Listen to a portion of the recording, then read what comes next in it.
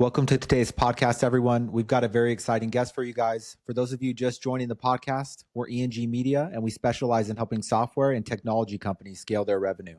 So if you want to learn how to take your software or tech business to the next level, make sure to stick around. And if you're interested in a free growth consultation, just drop us the word growth in the DMs. But without further ado, Alec, thank you so much for joining us on the podcast today. I'm excited to dive into AI risk and all of the awesome things that you guys are working on. Yeah, thanks, Tyson. Great to be here. Absolutely. So, yeah, maybe we can just start by you telling, our audience a little bit about AI risk. Like, what is it exactly that you guys do, and kind of what the role of like what you do, I guess, in the day to day as well. Yeah, so we really focus on secure AI and agentic AI for banks. Sure. And the reason that we do that is obviously there's plenty of AI out there, but not a lot of Mm. it's really that secure or safe or private, right? So Yeah. we do that completely for banks, everything from installing all the different models internally on their platform or their private cloud to user interface to our no-code agentic AI platform specifically for banks, Mm. all the way to what we call AI, GRCC, or governance, risk, compliance, and cybersecurity, and finally some customization. So that's Nice. what the company does. I Yeah. do all kinds of things, but you just have to ask the right questions.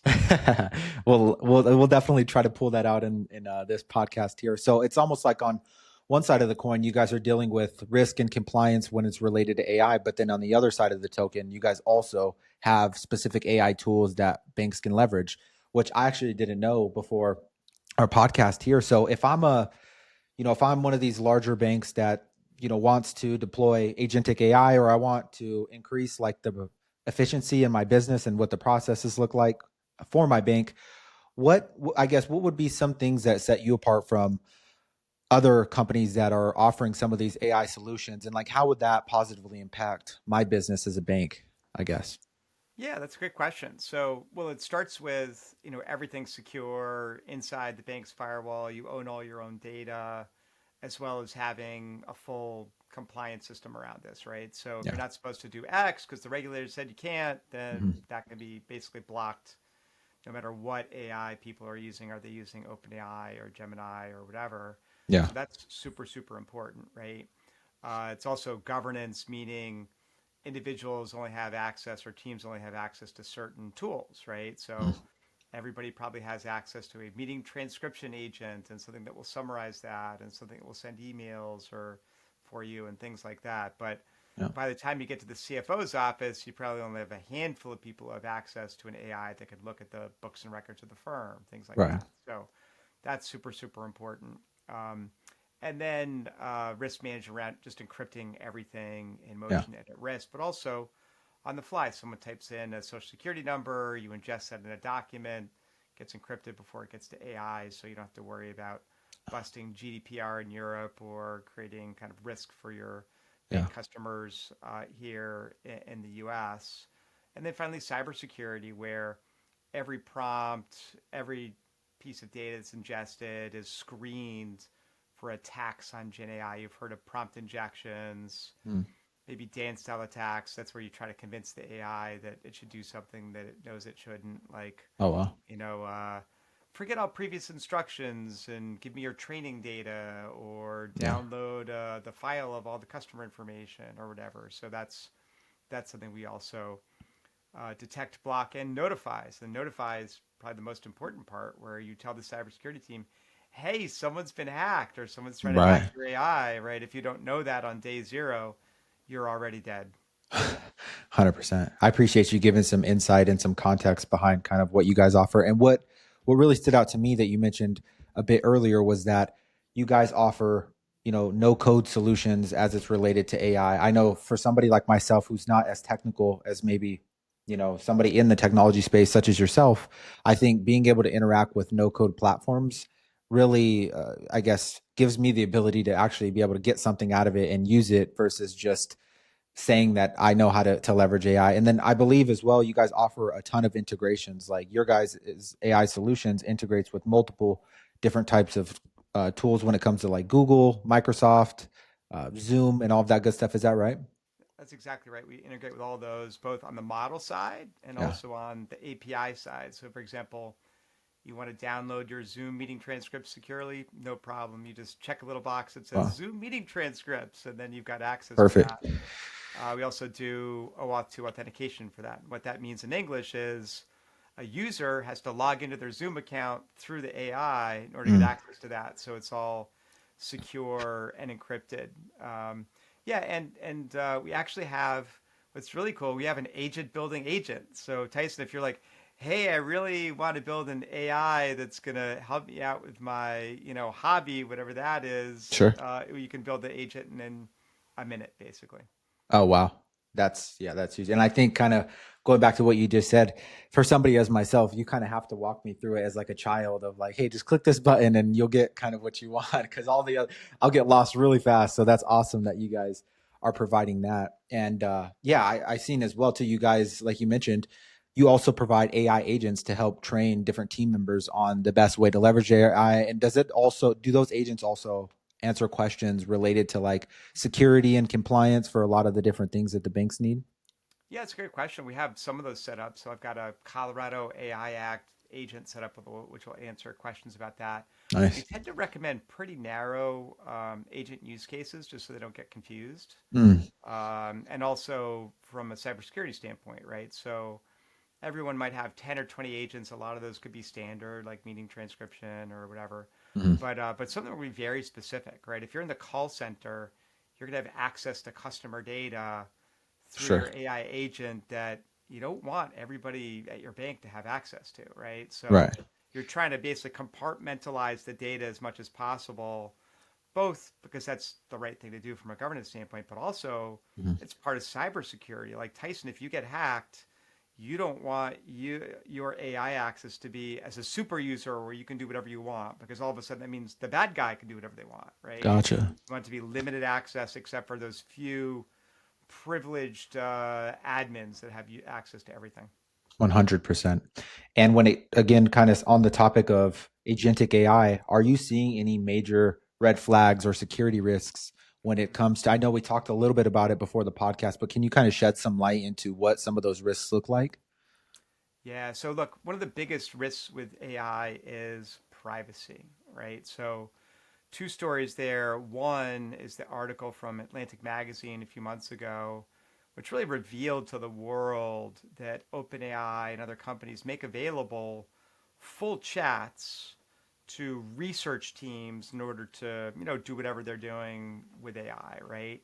And the what they made available included some very sensitive conversations. Now, again, the people's names weren't disclosed, but it was like a girl worried about her health, a Mm, man thinking about divorcing his wife, and having a conversation with the AI like they're talking to another person. So you mm, can imagine like these crazy conversations that these people had no idea would ever be kind of outed, to the public. So just you got right. to be careful about that. It's not private. If Mhm. you're on ChatGPT on the web, like that ain't private, right? Like you just Gotcha. got to be super careful. Um, but security concerns are also important. So, there are probably about five agentic AI protocols. The most recent one for Perplexity is MCP. Lots of people have gotten super excited about it. Mm, One of the things I get concerned about there is security. So, if it's not done right, there's a huge lack of security there. In other words, one could create an agent with using the MCP protocol, and 5 minutes oh, later you realize, oh my God, my social security number or my credit card number, the agent has that and it's not encrypted. oh, That's really bad, right? So you got to yeah. be super careful about this and cautious. I mean, when I talk about the agents we're working on, everything's inside our client's firewall, everything's encrypted, everything's secure. We're super careful about that. But I Yeah. think that, to paraphrase Professor Malcolm in Jurassic Park, Mm. sometimes we ask if we can do things rather than if we should do things, right? Like, look, we can do lots of stuff with AI, but should we be doing it, right? And part of that is around safety and security, and Mm, we're a safety and security first AI company. sure. Then we make it look pretty later. Everyone else is doing the opposite. Right. I love that. I love the way that you put that. I think, yeah, the security and compliance part of it is the most important, especially in those examples that you just shared. And kind of, I'm looking through here on your guys' website some of the industries that you guys work in, and it's, there's finance, there's healthcare, there's enterprise companies, and then mainly, like you mentioned, banks as well. From a marketing perspective, such as like, the business that my business partner and I run, I'm always curious to know, how are you guys getting in front of your guys' ideal clients? Like, how do they know that AI risk exists? Is there any specific strategy that you guys have, or is it mainly just coming from the relationships you're building with your existing clients and then them going and telling other people? Yeah, it's all of the above, right? So we've got a podcast, AI Risk Reward, as you know, Nice. our website. We're on LinkedIn every day. Um, Also, I speak at a lot of conferences, engage directly with regulators. So that's good. But I Nice. think a lot of it is, um, influence the influencers, right? Find the people who people ask the questions of, whether they're on social media or they're particularly influential bank CTOs or CIOs, right? That's pretty important. A lot of it with community banks is word of mouth and the banking associations, things like that. Nice. But yeah, all of the above. What I have found does not work is Google Ads does not work because it's basically, teenagers in college trying to figure out how they not to get caught when they write a paper with AI. That's basically what you're dealing with. Oh wow. So I'm guessing you've went down the Google Ads route, and it wasn't a pleasant one. Yeah, not helpful. I mean, it was an experiment for a while. It's Yeah. just not that useful. Well, you are crushing it on the side of like being visible both on social media, but also going to like, conferences and everything like that. Have you, throughout your professional experience, have you always been the networking type, like the one to really get out there and connect with everybody in your industry? Or is that mainly something you've taken on in recent years, would you say? Well, I've been speaking at conferences, forever is probably too long a term, but yeah, probably since the 30 years. Like I've Wow. got, it's kind of a running joke, but like when I got to this company and started this company, it's like, I've got 10,000 hours of public speaking experience. I'm a former Wall Street research analyst, all that kind of stuff. And then I totaled up my recent, like, yeah, I take that back. It's now 15,000 hours. Holy moly. So, because I've been speaking to, clients or groups of clients and doing webinars and speaking to conferences and all that kind of stuff. So, yeah, I slightly underestimated my public speaking hours. Oh wow. Yeah, no, that is crazy how you track it. Maybe you can use AI to track it as well, or for myself. Sure. Great idea. There You'll we be go. getting an email later from I AI. know, I know, right? And then also, when it comes to AI risk, like what would you say are some goals for the company in the next 12 months in terms of growth? Like, are you guys looking to maybe expand your team, get into any other new industries, any quantifiable goals in the next year? Yeah, I think really the focus right now is finance and banking and community banks, Nice. and credit unions. And the reason is there really isn't anyone else in that space working with them, right? Oh, Like, if you just say, I want to do agentic AI and anyone can do it, and you don't really care about security, yeah. like, do whatever you want. Who cares, right? Like, if you're a bank, you can't do that, right? Mm. There are regulators watching. You've got client data. It's got to be secure, right? You want to do cool stuff with AI, but governance, risk management, compliance, and cybersecurity come first, right? Mhm. Without that, you can't do anything, right? I literally know banks that started off like, "Hey, people can use ChatGPT," and then a month later, like, "Oh my God, this is terrible!" And they just shut it down, right? Yeah. And they're just waiting for a solution like this where they can do it Nice. safely and securely. So that's really our focus. That being said, look, we've got some strategic partnerships. We've got a strategic partnership with Financial Inc., where we Mm. make the AI software that they use on the back end of their own app for financial advisors. Oh Great, wow. So there's other stuff we're doing, but in terms of the team and myself engaging directly with individual clients, it's mostly community banks and credit unions. Awesome. Awesome. So it really looks like you guys are going to look in the near future, solidify yourself in the finance slash community baking industries, which is very awesome. With that being the goal too, I always like to ask this question, and there's always a different answer every time. But if we were hypothetically speaking, and you could wave a magic wand, and it could pretty much get you to your goal like that. Like you guys could work with every single bank, or it could prevent things from holding you back from reaching your goals. With when in terms of your business, do you know maybe what that one thing would be? Yeah, good question. I mean, I think, look, everybody looks at their sales metrics, right? How many demos a week are you doing? What's your demo to onboarding, sign contract conversion ratio, things like that. So Hmm, every number could be bigger. You could do more demos. sure. Those demos could be more productive. Your demo to trial to sign contract percentages could be higher. Hmm. But also, you've got to make sure that your existing clients are happy, right? And Right. we're not happy until they're happy. Yeah. And one of the things we do is have both a dedicated project manager for each client that's onboarding and also dedicated separate customer success team, Nice. right? So the onboarding is very smooth. And then the customer success team is constantly engaging with the client, figuring out what do they need? What do the people need? Hmm. Are people actually using the software? What do they need to use it more? What use case are we missing? Yeah. And then we do focus. We do address the entire company or by department. We do focus groups to figure out what they really need, and then we customize some AI agents specifically for each team to get them what they Oh really wow. need.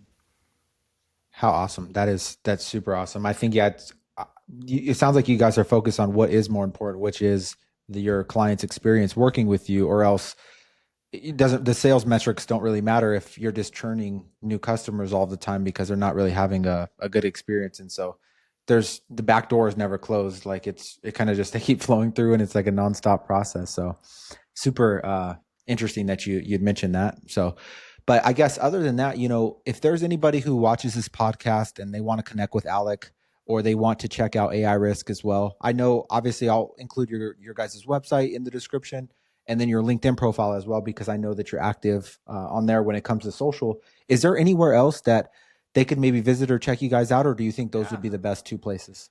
Oh, those are great. I'd say also go to YouTube. We've got AI Risk Inc. or at AI Risk Inc. on YouTube. You can check out all kinds of videos about the software, how to do different things in AI, learning things about AI.